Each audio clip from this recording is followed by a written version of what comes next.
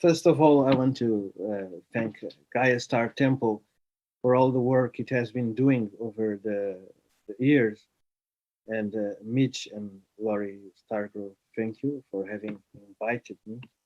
It is an honor to be among such inspiring names today. I am André Consciência.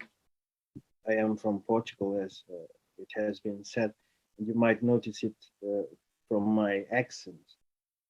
So if you sometimes find me searching for my words, don't take it heavily upon you. For the sake of convenience, one might say that I am an artist and a cultural agent. Um, I have been most of all a writer. This is my main passion. And in Portugal, I write literary works. The books I bring here today are not so much literary in nature, in the sense that literature invents itself in order to be a form of art. But these are books that are specific to a certain topic. they are they are books about uh, Panionic magic, one might say. So these are practical books mostly, and after that they're also theoretical books. But before I can move on to the books, I must talk a little bit of three concepts that I find are essential to work the any kind of magic or occult knowledge, and these are mysticism. Mysticism is connected to the inner experience, the innermost being, and how it perceives.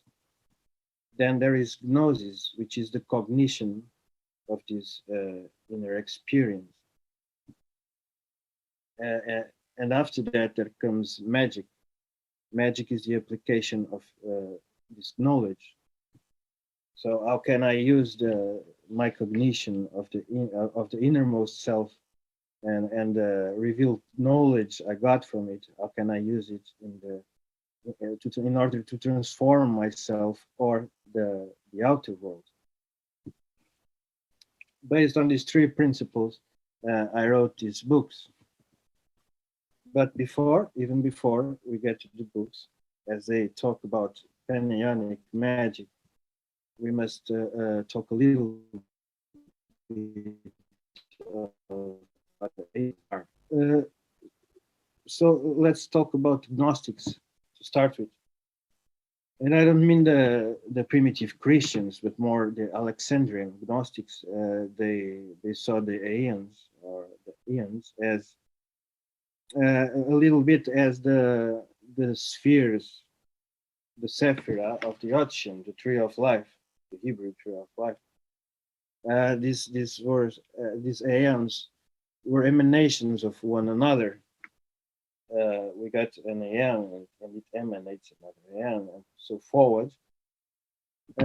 From the most subtle levels to the grosser levels, which creates a form of ladder that we can ascend through, or even it can create the opportunity of the redemption of the aeons themselves.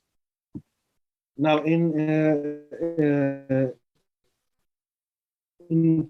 this concept is not so much vertical; it is more connected with the way the Egyptians measure time. So it is horizontal. It is the aeons are seen in a time frame, although they are, of course, essences. So this creates between authors such as Aleister Crowley, Akkad, Grant, Nema. This creates a procession of the aeons. This is a concept that was given great importance by Aleister Crowley. And in this context, the aeons move through time from one aeon to the other. And this procession is also a sort of progression of the eons.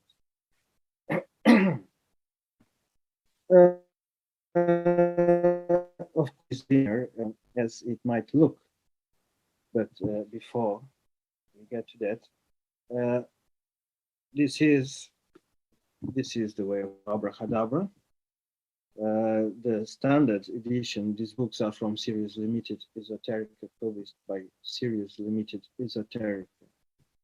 This is a fine drawing of Hermes from Oriel, the Fenestrat Bascul. This Hermes here comes handy because in this book, The Way of Abrahadabra, the first one to be published in this series, I try to remove the most religious aspects of Telema. And I try to work with the hermeticism that is in it.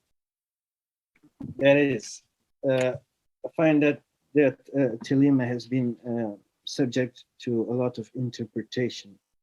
There are a lot of texts that people can't agree on them. What to do is get the universal methods behind Telema and arrange them in a way that you can work it step by step. And you need to work it step by step because one step is the tool to perform the next step.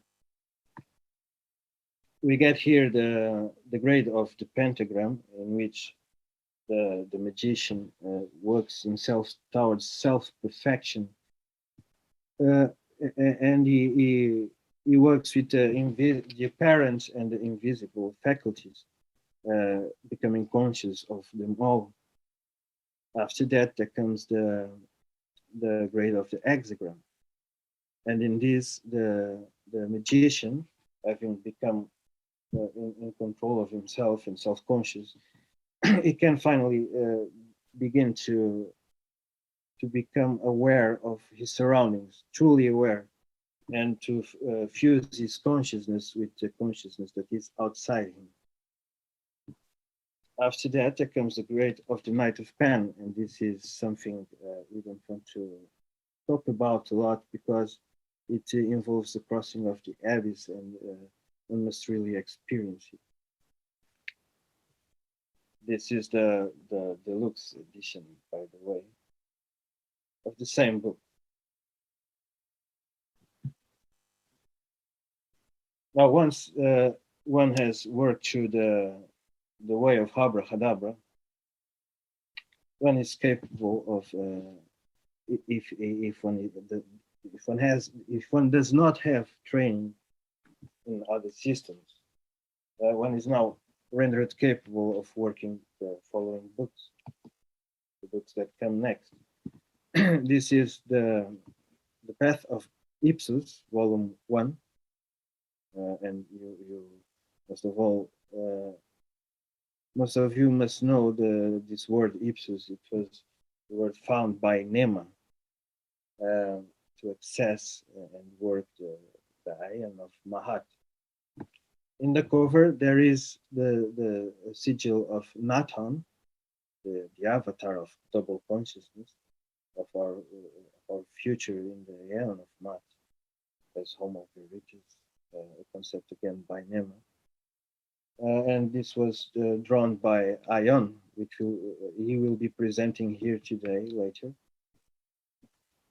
In this book, The Path of Ipsos, Volume 1, I worked through the aeons aeons before the aeon of Horus, the aeon of the sun, according to the formula of Yod-He-Vav-He. So, what are these aeons? We start here by the nameless aeon, or the aeon of Bes. And these Egyptian names, they come because Crowley had an affection for the Egyptian pantheon. He was an adept of the Golden Dawn. So the nameless aeon is worked mostly in this book through the shamanic methods. There is a system connected to shamanism in order to work through it. this aeon is an aeon that is prehistoric. So there wasn't the importance we give to words nowadays wasn't so much important in there. There was a sense of direct perception and direct communication. Animism was a reality. It did not need to be imagined in order to manifest itself. After the nameless aeon, we work here to the the nameless aeon. We were hunter-gatherers tribes, prehistoric tribes. So in the aeon of the mother or the aeon of Isis, these tribes start to fixate themselves in the land near river banks or rivers or even oceans, becoming fishermen. And they start to see the world around move around them in circles. They are fixated in the land and they see the world moving around them in circles. The stars, the animals migrating, the land itself and its rhythm. They are standing still in the land, so they can observe it very well. This is an aeon that is connected with the cycles and the cycle. So time is a cycle. It goes back and back again. It does not go forward. It is a time that is connected with the ancestors. So in here we work mostly with stellar cults and witchcraft, things of this kind, and their heritage. In the after the aeon of Isis, the aeon of the mother, comes the aeon of the father, Osiris. In this time, the tribes, there were so many tribes gathered in the same places that civilization had its start. So they needed some form.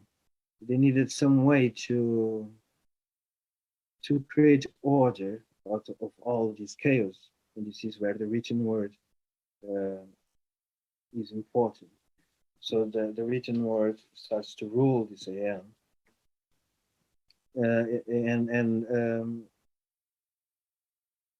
What happens is that the written word creates the law.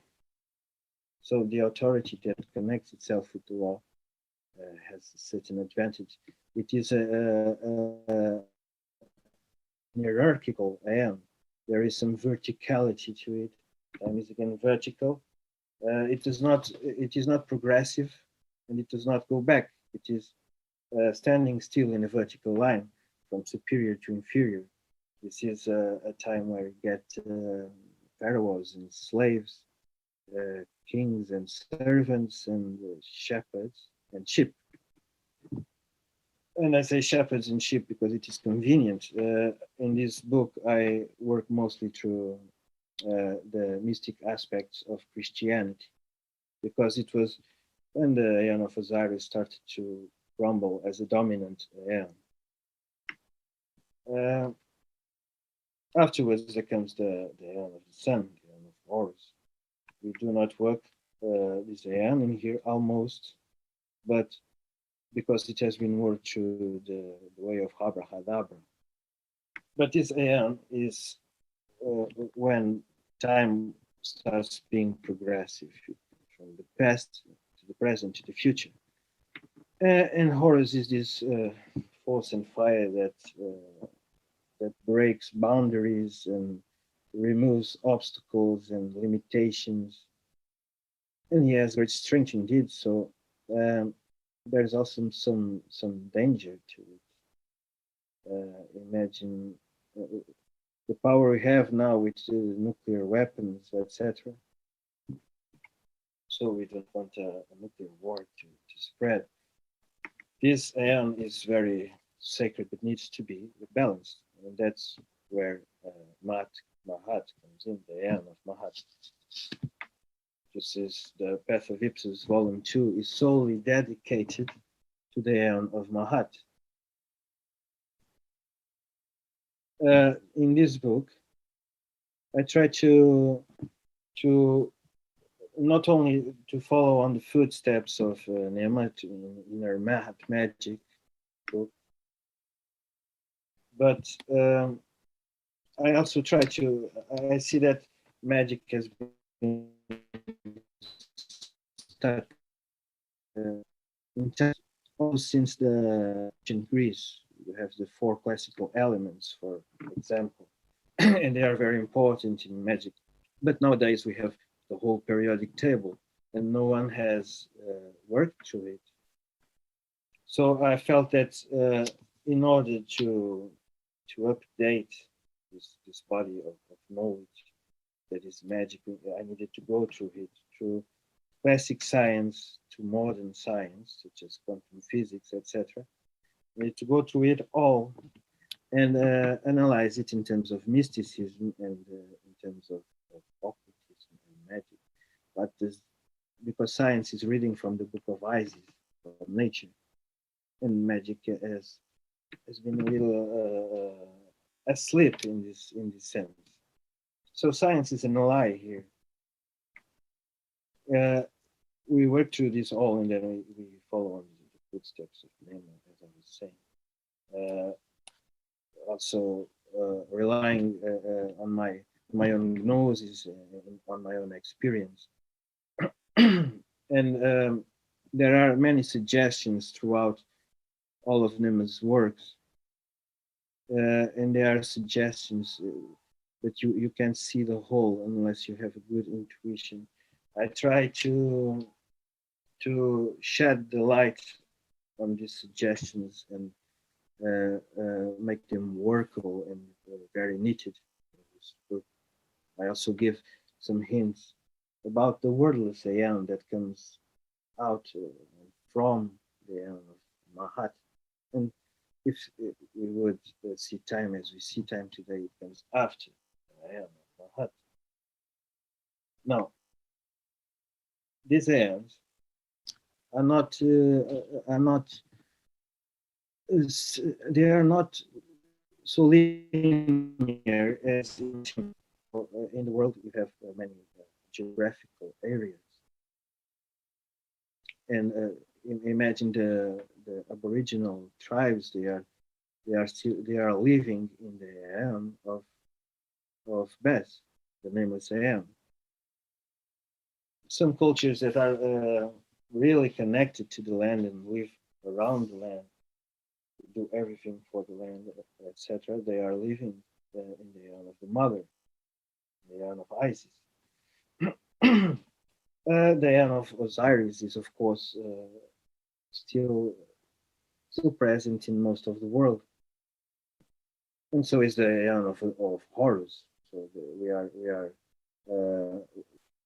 There is a time for freedom, and we are living it, and it is busting still. The aeon of Mahat is also making itself very present in the when we care about the environment, about nature, about social justice, and about injustice. These three things are boiling in the time we live in today.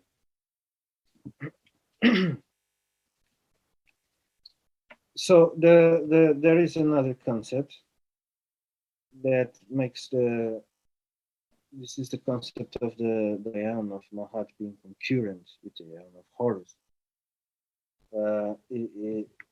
This comes to be because the aeon of in the aeon of Mahat we don't see time as we see time today, as Crowley even suggested. So in a way, you can imagine that there is a sculpture and he imagines a form, and then he creates this form out of the dirt. So which came first?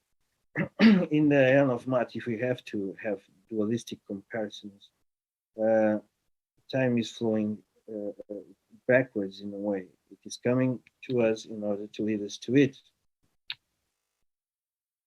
And in the words I am, I see time as something that is, we are outside the circles of time, as Kenneth Grant put it. So time is something that we can mold time. This time travel is not so hard to swallow if we follow the occult lore and knowledge. We have voodoo or voodoo, and the spider with time, and it makes time and makes it. So time is not something. Uh, it's not something material. Even in the Horus Mahat Lodge, we have been working a form of the 11th star ritual, which is a ritual we do in every new moon, that is connected with time travel, both to the past and to the future. And what does this mean? It does not mean that we are trying to change the past or the future. We are trying to become aware of time as a whole and to integrate it within our hearts in order to tune ourselves with this natum. And this natum is something that is something or someone of, or a representation that has a double consciousness. He keeps his individuality, but also he has access to the collective. He can think through all individuals and see through all the individuals. This is what makes the Aeon of Mahat uh, an important key to understand all aeons. We don't see the aeons here as there is this progression of the aeons doesn't make one more holy than the other. What happens is that the aeons have are this large amount of time, right? So when you examine an aeon, you are seeing only a part of it in time. You can only see through parcels, piece by piece. And also you have this distortion of time, but also the distortion of the individual. The individual might interpret, you might experience this certain aeon in a certain way and the other in another way.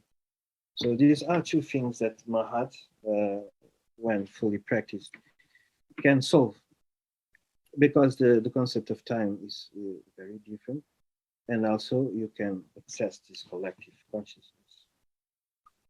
I will read from let me just get the lights on.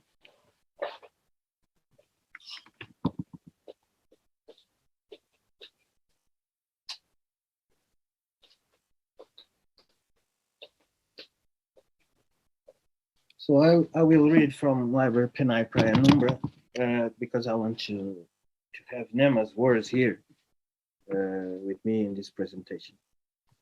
And they are connected with the topic I was just expanding upon.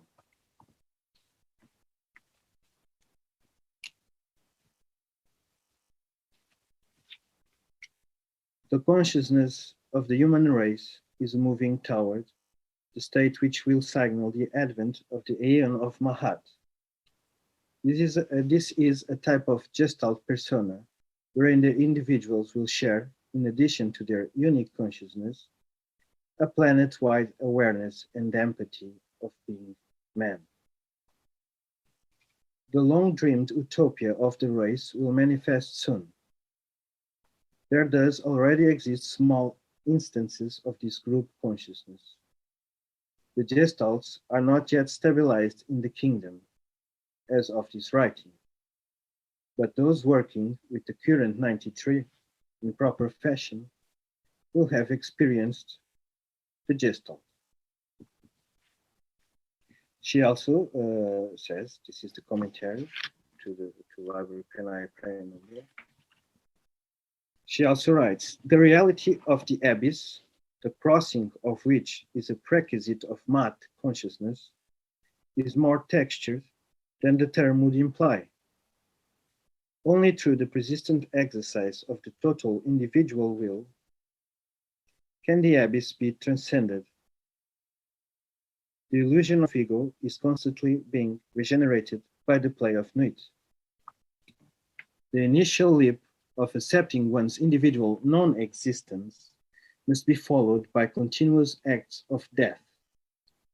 Only when the acceptance becomes an habitual mode of awareness at all times in the waking consciousness can one begin operating in terms of Mahat.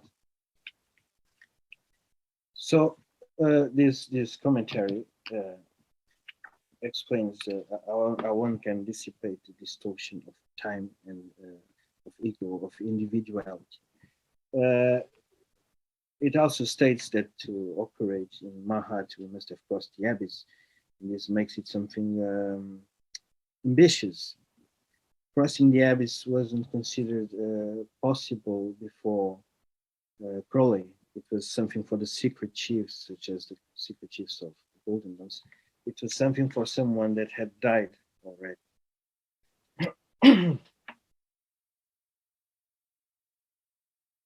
So this makes one capable of seeing the truth of all ends, and one capable of working panionic magic properly. Panionic magic is, as the pan suggests, which means all. It works with all aeons.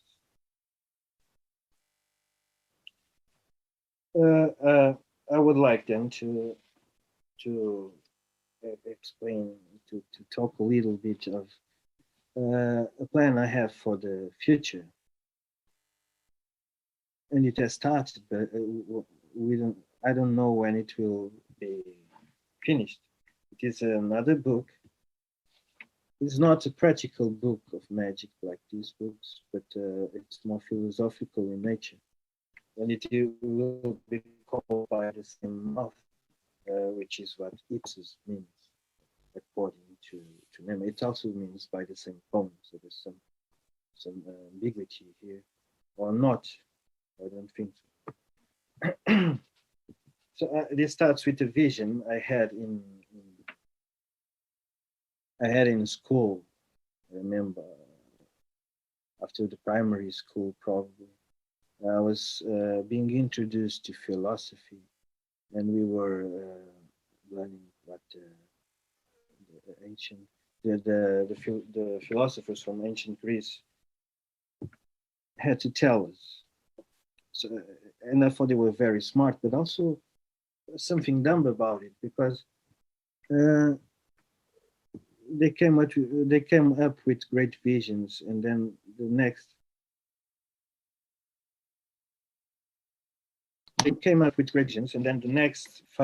philosopher would go against the philosopher that came before him, and they were always in conflict.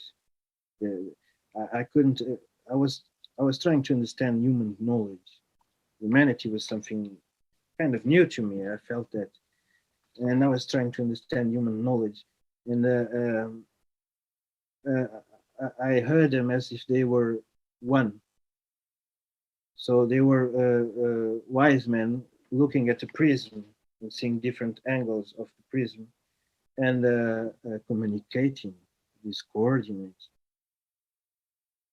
I see that philosophy has taken this course of dialects and constant conflict. And what I will try to do in this book is to examine human knowledge throughout history, applying the formula of Ipsos, almost as a mathematical formula. And this implies also that there is non-dualistic knowledge, of course, and there is dualistic knowledge, but dualistic knowledge does not need to be out of harmony. It can be in harmony perfectly, and this is what Hermeticism also has taught us. Always you say, do not confuse the plane, right? you have natural philosophy and moral philosophy and metaphysics. I can say all they fit. Metaphysics fit the mental plane, morals fit the soul, so the astral plane. Natural philosophy fits with Malkuth. This is just a raw example, a very simple one. The mouth is a zero. In every thought, there is its own contradiction. Of course, if the whole world would simply abide by this, uh, there will be no, there will be peace. But if there is, let's say, and you are just, I'm in the zero zone, so I'm at peace. This wouldn't help you a lot. So until the whole of humanity is in this state, we can only make conjectures. So what I would like to challenge you with is uh, is to think about world problems. Let's say uh, political problems, economical problems, human problems. That problems that connect with the way we perceive reality and ourselves, all kinds of problems, and think of them in order to try to find a solution. But this solution will have a rule. It is forbidden that this solution is not doesn't find a greater good that is not good enough for all of us. This greater good must be good enough for all of us. This seems to be complicated, but it will simplify things at the same time.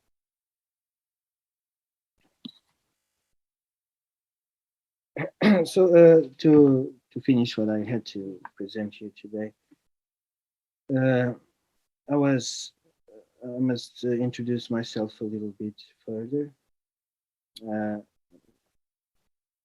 When I was 14 years old, I started taking an interest in the Theosophical Society, but quickly I found Aleister Crowley, which I consider to be an hermeticist, an hermetic outer. And in that, I started to follow in this vein. And I also found Mr. Franz Barton, another hermeticist. I started following Chilima with all its outers and the school of Franz Barton through a Rosicrucian nexus. And I followed this throughout my years up until now. I went through many telemic systems.